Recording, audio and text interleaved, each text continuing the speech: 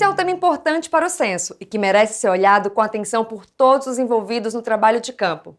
O entendimento sobre o que é deficiência evoluiu muito nos últimos anos. Deixamos para trás a ideia de incapacidade para nos concentrar na funcionalidade das pessoas com deficiência. Não é uma questão de opinião, é o que diz a Lei Brasileira de Inclusão da Pessoa com Deficiência. Vale saber como ela define uma pessoa com deficiência: aquela que tem impedimento de longo prazo de natureza física, mental, intelectual ou sensorial, o qual, em interação com uma ou mais barreiras, pode obstruir a sua participação plena e efetiva na sociedade em igualdade de condições com as demais pessoas. A partir disso, fica fácil entender por que esse tema é importante.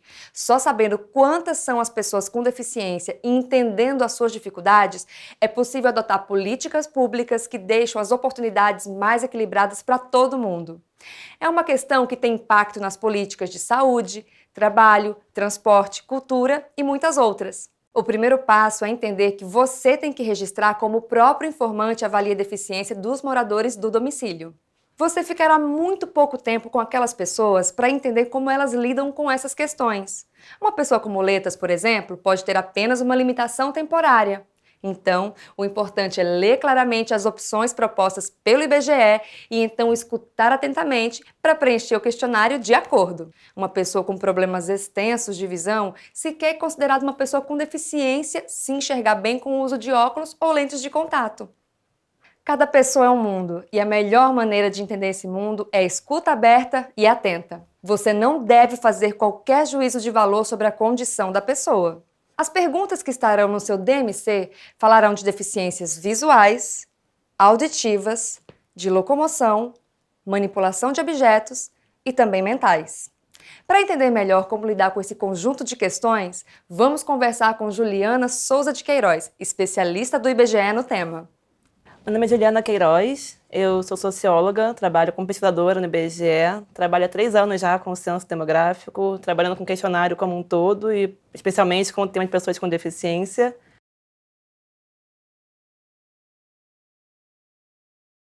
A Lei Brasileira da Inclusão da Pessoa com Deficiência é uma lei que ratifica aqui no Brasil alguns parâmetros e alguns princípios da Convenção Internacional do Direito da Pessoa com Deficiência, que é uma convenção da ONU, e ela ratifica o modelo biopsicossocial da deficiência. Antigamente, você tinha o modelo biomédico da deficiência, que entendia deficiência no corpo do indivíduo.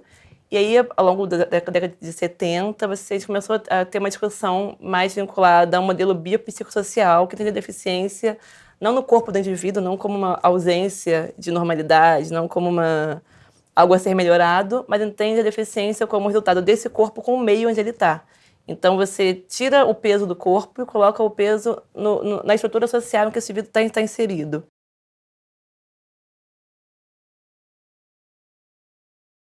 A deficiência, de acordo com o modelo da Convenção da ONU, ela é o resultado da interação entre um corpo que tem impedimentos, isso é, que tem problemas nas suas funções, nas suas estruturas corporais, e o meio em que ele está inserido. Então, por exemplo, se a gente pegar um aluno de uma escola em um país mais desenvolvido que tem dificuldade de visão, por exemplo, que tem uma perda parcial ou inteira da visão, que ele tenha todos os recursos dentro da escola, que ele tenha o sinal sonoro de trânsito para atravessar, que permita que ele chegue até a escola com segurança, em comparação a um estudante num país mais pobre, que a escola não esteja preparada para recebê-lo, que a cidade também não esteja preparada para recebê-lo.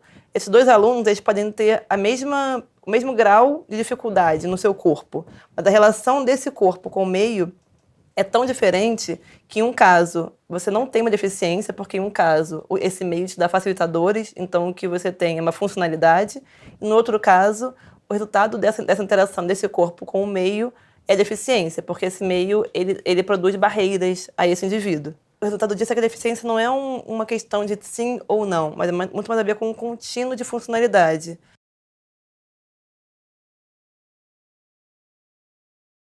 É fundamental que a gente saiba qual é o número de pessoas com deficiência no Brasil.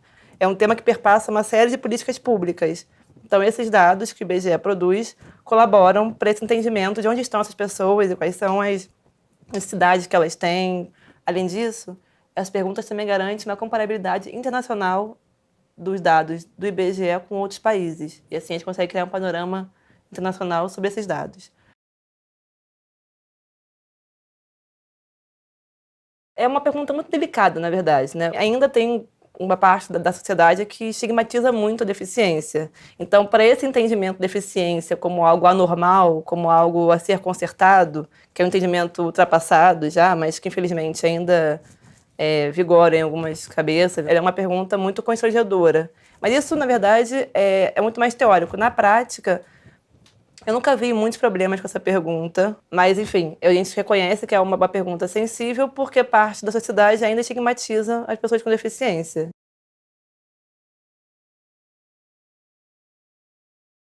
É interessante observar nessa pergunta que a gente não faz uma pergunta direta, como você tem deficiência ou você não tem deficiência. A maneira como é formulada a pergunta pelo IBGE, que é amparada pelas recomendações internacionais, você tem dificuldade de realizar tarefas cotidianas. Então, você tem dificuldade de enxergar, mesmo usando óculos, você tem dificuldade de caminhar ou subir degraus. A maneira como é formulada a pergunta é para abarcar outros tipos de deficiência, não só as mais severas, mas também para ajudar você, licenciador, a fazer a pergunta de maneira menos constrangedora. A pergunta tem 4 opções de resposta que indicam justamente esse contínuo de funcionalidade. O IBGE considera deficiência quem responde que tem muita dificuldade ou que não consegue de modo algum. A gente pode chegar no domicílio e encontrar uma pessoa que aparentemente não tenha nenhum problema no corpo dela, mas que ela tenha alguma doença que a impeça, por exemplo, de subir degraus. É importante que essa avaliação seja feita para cada morador pelo informante e que não tenha nenhuma avaliação inicial do recenseador.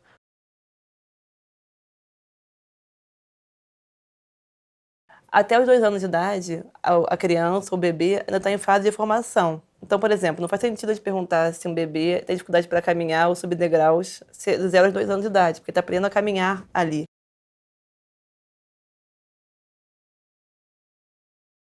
Então, licenciador, você tem uma tarefa muito importante nas suas mãos, que é garantir que esse bloco de pessoas com deficiência seja muito bem feito. As 5 perguntas que você vai levantar são dificuldade para enxergar, para ouvir, para caminhar ou subir degraus, para pegar pequenos objetos com as mãos e também deficiências mentais. Essas 5 perguntas, elas não representam todas as deficiências, mas elas englobam as principais e por isso estão no questionário do Censo Demográfico. Confie no seu trabalho, leia as perguntas com calma, anote as respostas e bom trabalho para você. É isso! Com abertura para o outro, todo mundo se entende.